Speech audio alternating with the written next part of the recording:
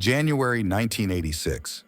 I'm a freshman at ITC, a community college in Chicago. It's really a 2.5-year program. I'm going for consumer electronics. Goal is to become a radio engineer. I don't live in the city, but I enjoy the commute to school. For lunch, I usually go downtown, grab a hot dog or some pizza. My favorite class is broadcast tech, taught by Dr. H. I'll refrain from using real names. I don't want to get anyone in trouble. It's a very small class, maybe 15 people tops. One day, a guy I'll call Jake asks me where I'm going after class. I tell him I'm going to hit up this pasta buffet at a local place. He asks if he can come along. Sure. Jake loves to talk. He tells me his uncle runs a company in Virginia that operates several local stations. His goal is to be some media mogul, I guess. Anyways, we start forming a habit of eating lunch together and shooting the shit. Then, around mid-February, Jake tells me some interesting news. Jake has gotten an internship at WGN, a TV station in town. He is an assistant controller, which basically means he hangs out at the station and presses buttons, makes sure ads run on time, etc. He seems to enjoy his job, says he meets lots of cool people. I'm more interested in radio, but he offers me an internship, which I respectfully decline. Then, towards the end of February, Jake stops showing up to class. Weird. I don't think much of it since he wasn't from around here. A couple weeks go by, nothing. Then, one day at home, I get a phone call. It's Jake. He sounds audibly intoxicated over the phone, even though it's like 10 a.m. He asks me to drive him to a party that night, at his work friend's apartment. Okay. I don't have a lot of friends in town, so I decide it might be nice to meet some folks. I arrive at Jake's little duplex on the edge of the city. I think it was like a 45 minutes drive. Jake is visibly drunk and high. He's wearing a really faded Star Trek shirt with orange stains all over it. Damn. Anyways, we drive for about an hour into the city to this very large apartment building. There's a newsstand in front of it. Yes, I am old enough to remember newsstands. I just remember this vividly because Jake blatantly stole an issue of Time magazine from the stand. We take the elevator to the apartment, which belongs to Jake's friend Ryan. It's obvious which apartment is his. Loud metal music blaring from the door, the stench of strong alcohol and pot. We knock on the door, and this woman with short blue-black hair opens. I'm told this is Ryan's fiancée, Rachel. Hi. I just sort of awkwardly hang around Jake, until finally, Elle was approached by Ryan. He's got long hair, leather jacket, kind of chubby, with a really thick goatee. He's maybe 35 to 40-ish. He tells me he is the master controller for WGN and effectively Jake's boss. Okay, cool. He asks if I have any drugs. Nope. At that point, Ryan walks away, and he's clearly disappointed I don't have any drugs. I wish I had a pic of all the pills/seeds/buds on the floor of this place. Holy shit. Anyways, it becomes obvious to me that Jake is Ryan's dealer, at least for pot. I know this because they spend a lot of time together and clearly make several transactions. But whatever, I don't really care. I just feel weird at this party, even after a few beers. By summer, I'm working part-time at a sub shop, repairing radios out of my apartment, bored due to lack of school. I have not spoken to Jake since that party in early March. I actually run into Ryan at work. He ordered a sub with lettuce and mayo only. I tried talking to him about the party, but he said he had lots of parties and didn't remember me. No big deal, I guess. Months go by, I basically forget about these two dudes. Eventually, it's April 1987, and I am about to graduate in about a month. Once again, I'm sitting at home drinking beer and watching TV. I get a phone call from Jake. He is cussing up a storm, clearly drunk, clearly very agitated. He says he got fired because of Ryan. Well, I say, you were just doing an internship. He is so fucking blasted I can't tell what he's talking about, but he says Ryan got fired too and somehow drugs were involved. Big surprise there. Jake asks for my address, says he wants to talk to me. I warn him he's drunk and should not drink and drive. But he insists, says Ryan will drive him. I give him my address, tell him to swing by whenever, and I don't see him for 4 months. By August of 1987, I am working as a manager at an electronics store and have not given an ounce of thought to Ryan or Jake or whoever.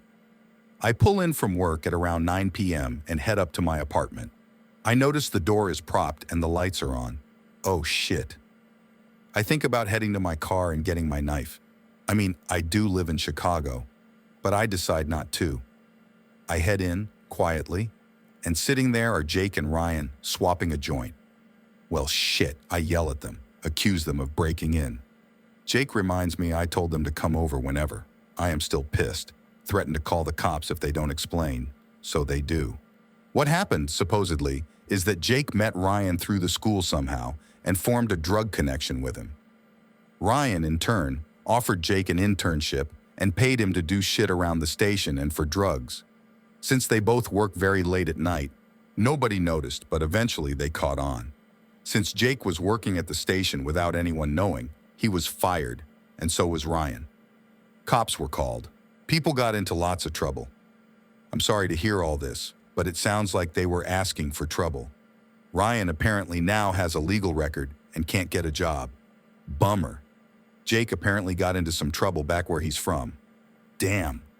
Ryan, who is very drunk, tells me he thinks the sports team at WGN's radio affiliate got him fired.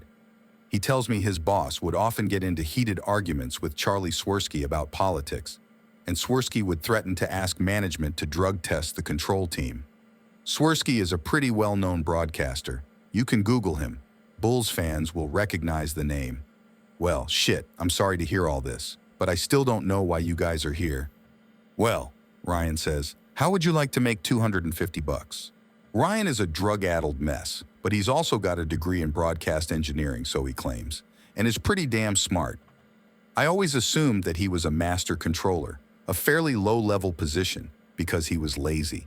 But he told me he had a plan to expose those fucking hypocrites at WGN's TV affiliates. It sounds like consumer terrorism to me, so I don't really want to get involved. But he says there's no way I can get into any sort of trouble. I just have to buy something for them, and they can't be seen doing it. So, I say okay, mostly because it was fun hanging out with Jake back when I was in school. Ryan and Jake want me to go to a roofing equipment store across the border in Indiana and buy some metal roofing, one section so they can film it. They tell me their plan is to film a video, record it onto VHS, and hand them out to people near the station. It sounds like a convoluted plan, but they give me the money to buy the shit in $250. Ryan is unemployed, but his wife Rachel apparently works at a nicer store downtown, so maybe that's where they got the money. Who knows? I go to the store in Indiana and buy the thing.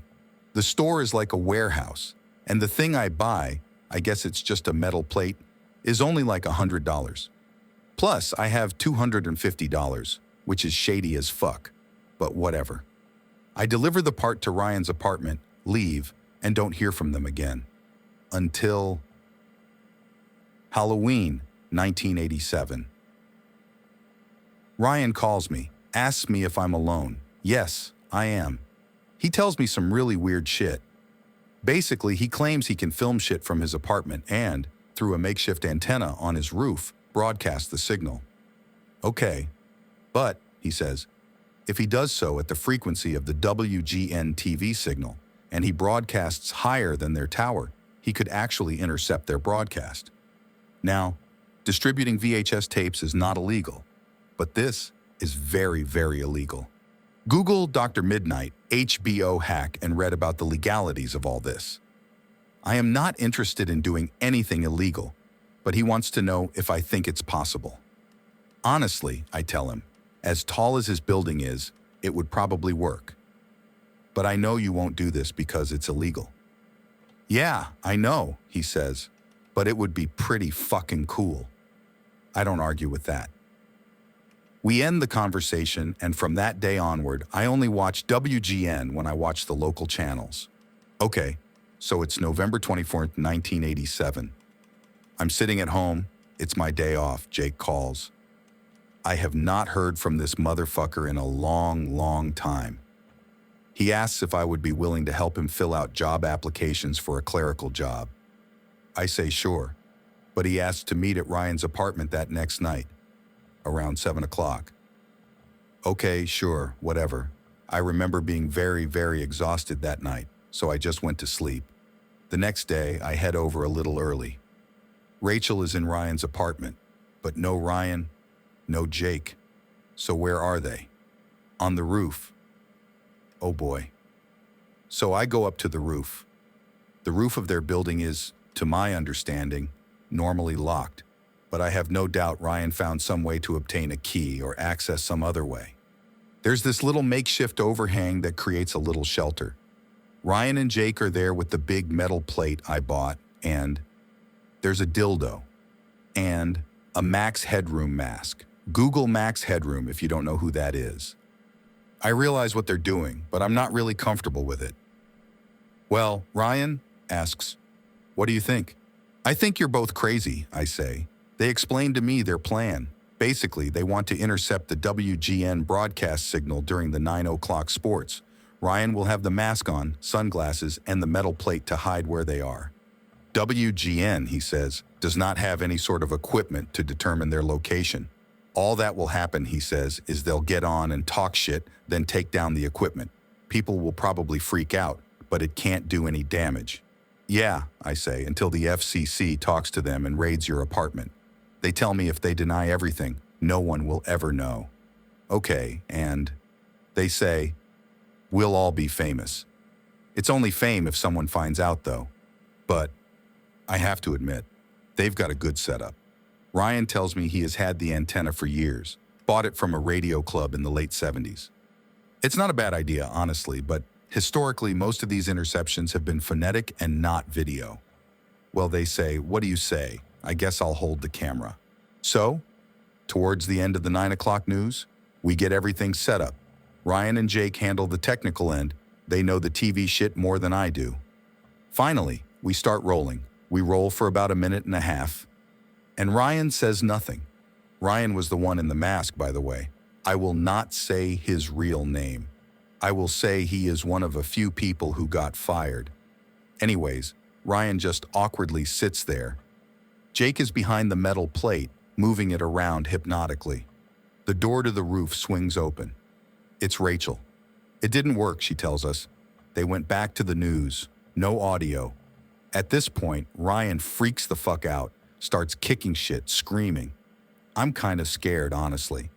Jake tries calming Ryan down, and Ryan and Jake briefly have a physical confrontation. Jake then stops everything, says he has an idea. Okay, Ryan says, let's hear it. Jake is a big sci-fi fan and tells Ryan there's an old show on PBS called Doctor Who, late at night. He says he knows a lot of RTV people watch the show and record it, and since it's on PBS, they can talk shit on WGT-TV on another station. Jake runs down real quick to get technical specs on the station.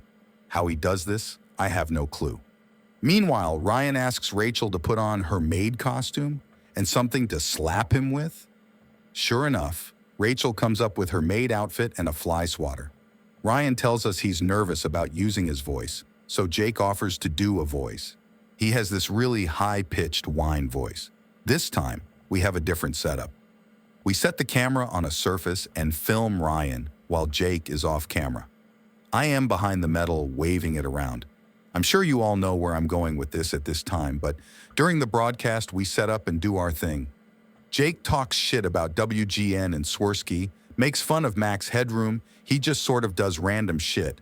We did not plan ahead, so he's ad-libbing everything. Ryan put the dildo on his middle finger. Jake starts yelling, "They're coming to get me!" which clearly made everyone nervous. Ryan actually depantsed himself and held the mask up to the camera while Rachel swatted him. We were all trying not to laugh. But if it didn't work, we'd feel really fucking retarded. I left Ryan's place in a hurry. The entire next few days, I'm a nervous wreck.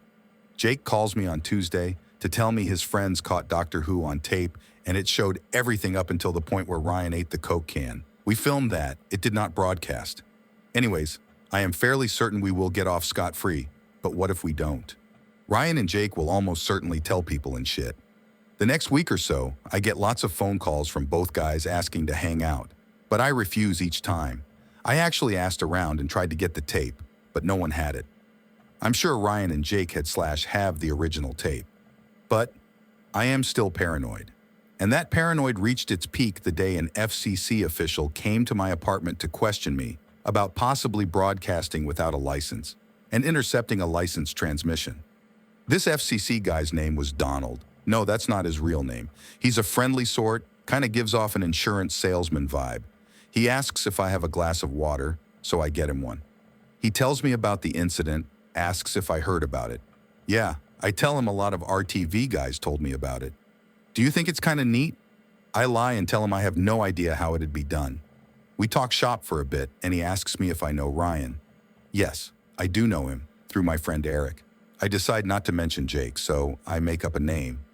He explains to me that they think Ryan may be involved in an illegal transmission, and when they called, he said he had been here. Oh, yeah. We were watching TV, drinking beer. He kind of nods, smiles. Then he asks if I keep my receipts, if I go shopping across the border. This line of questioning makes me nervous, but I just lie and say no to everything. Deny, deny, deny. He leaves, leaving me his number if I figure anything else out. Says he wants to know more about Ryan, his firing, but tells me he's not a lawyer. Shortly after, Ryan calls me, drunk, freaking out, etc. Jake is also on the line, tells me I should lie to the FCC guy if he comes around. I tell him I will, lying, and hang up the phone. And I never heard from either of them again. Essentially, Steve Urkel is a manifestation of an ancient African trickster spirit sent to punish the Winslow family for their lack of respect of their ancestors. Urkel's first appearance happens only after Laura sells their family quilt, in a dating back to the 1800s to a white quilt aficionado who recognized the historical and monetary value. This is episode 11, season 1, simply entitled, The Quilt. The first 11 episodes do not include Urkel at all. The name of the show, though often forgotten, is Family Matters and not The Urkel Show, as it is often referred to in conversation. The Winslows were a normal family with mostly usually problems. They all had a true basis in reality and were grounded characters with complex personalities. This all changes when Laura sells the family quilt, their last physical cultural connection to their family heritage. After this quilt episode, the family is forever burdened by a malevolent spirit sent to remind them of what is important: family. Let's continue with discussing his first true appearance when he is invited into the family home by Carl. This is a mistake, one of letting this spirit in your home and going too far as to attempt to have him date Laura. Carl, by his own admission, would have had been better off in life had he simply put the barrel of his service revolver in his mouth and pulled the trigger. Laura called this monster forth by forgetting her culture, but Carl is the one who invited him in, and like the vampires of Europe, Urkel may only enter where invited. In syndication, Urkel was added to several cold opening scenes of the initial 11 episodes. This is a clear example of the kind of power this entity wields. Urkel's presence transcends time and space. He exists indefinitely in the past and the future. It would be like having childhood memories of a person you met only in adulthood, but never questioning why. Many people believe Steve Urkel jumped the shark when he went to space. Space throughout mythology has been seen as a void of non-existence, a holy ether, the heavens, etc. It is symbolism and pretty much a direct slap in the face that Steve Urkel exists outside of the earthly realm. Also reminiscent of African and Native American lore, Urkel's character was clearly drawing from the twin trickster god trope. Stefan Urkel, his alter ego/twin, is representative of the temptation Laura faced when selling her blanket. He's smooth and seductive, similar to ideas of a Western devil, whereas the regular Stephen Urkel is cold and calculating. Instead of being the temptation, he embodies the tempted. Despite his cold, calculating mind, the trope of the evil mastermind that slowly uses his genius to corrupt those under him, he wanted Laura and would subjugate his family to have her. Since Laura forsook her ancestors, her line would forever be corrupted by the spirit's wicked seed. There is a loose association with, again you guessed, native legends regarding skinwalkers. The spirit Urkel channels the forms of the dead, but not even Urkel can fully duplicate the blessed human form. This is why he can use science in instances like the Bruce Lee episodes. His skill in ancient instruments shows his age and history. Accordion skills from haunting Europe, for example. His time machine is his omnipotent deity ability to be anywhere, anytime. Yet he focuses now on Laura, as the jailer of the Winslow, damned forever to be cursed by Laura's blood crimes. Does this mean that Urkel dolls are onkisi, objects for Urkel's spirit to inhabit? Can we use them to heal or punish? Someone should buy one and put nails in it to activate its power. I don't like the demonic aura from that doll, Anon. I've had repeated contact with an alien visitor or entity since I was a kid. I don't know any other way to explain what I've seen or what I remember seeing. Be me, little kid. Get a drink of water. See Bob the Builder digging around in my garden through the window. Because I'm just a kid, this doesn't faze me somehow. I pop outside to say hi. Ask him what he's building. He smiles and says he's making a sandbox for me to play in.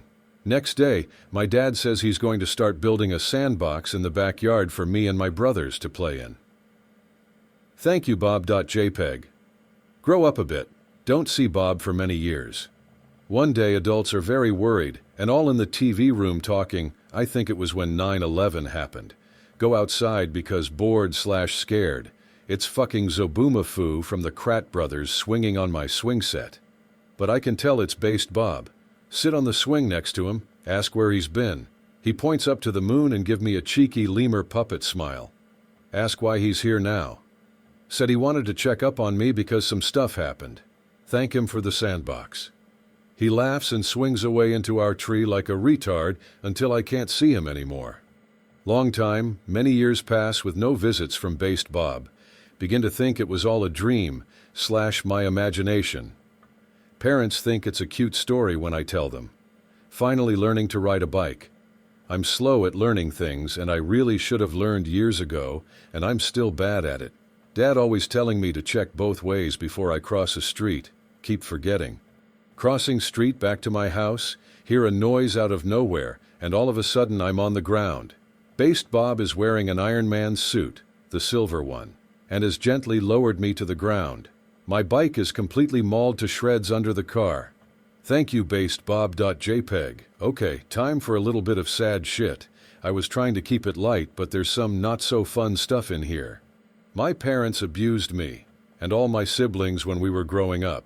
They were pretty religious and crazy about a lot of things. It changed in some aspects over time, but they definitely followed the whole spare the rod, spoil the child mentality. I somehow ended up being the black sheep of the family because I'm kinda slow and stupid and stubborn and I daydream too much. So I got beat way more than any of the other kids. Anyway, back to the story. Dad finds out about accident and destroyed bike. Asks if I looked both ways. Lied and say I did. He knows I didn't.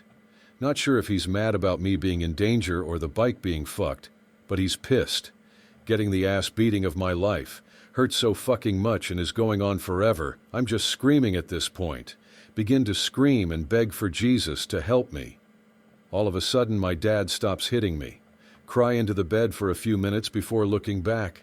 My dad is frozen in place looking terrified as fuck. It's based Bob, hovering in front of him, looking like his OG builder self again.